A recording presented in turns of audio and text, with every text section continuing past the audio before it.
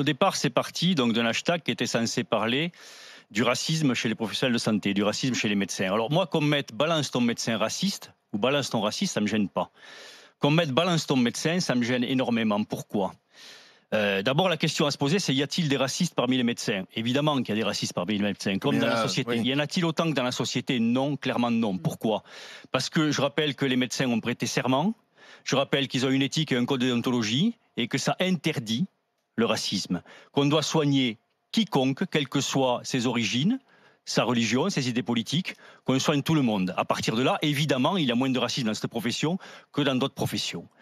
Cet hashtag blâme cette profession comme si cette profession n'était pas soumise à la violence. Je rappelle que la violence, on la connaît, nous, tous les jours. La première violence, c'est la maladie. La première violence, c'est la souffrance. La première violence, c'est la mort à laquelle on est confronté. La première violence, c'est l'annonce de l'inéluctable à une famille. Ça, c'est les violences auxquelles on est confronté. La deuxième violence, plus basique, qu'on connaît et dont on ne parle pas, c'est la violence à laquelle sont soumises les professionnels de santé. La première violence, c'est une aide-soignante qui se voit refuser un soin par un patient parce qu'elle est de couleur. La première violence, c'est une infirmière qui se voit refuser aussi un soin simplement parce qu'elle est femme.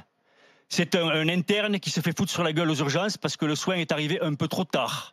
Ces violences-là, on les connaît tous les jours. Donc tu veux lancer balance ton patient ? Cette profession, non, mais je veux dire par là que cette profession, elle souffre, cette profession, elle s'épuise. Hier, il y a une enquête de 360 Medix qui est sortie qui montre que 2/3, 66% des médecins ne conseilleraient pas à leur enfant de faire médecine.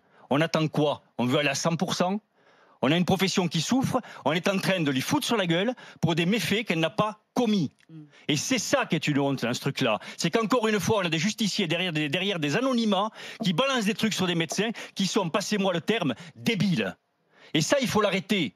Il faut l'arrêter pour qu'enfin on prenne soin de ceux qui prennent soin. Parce que si on ne le fait pas, si on ne prend pas soin de ceux qui prennent soin, alors on ouvre à une fracture qui, elle, ne sera pas réparable.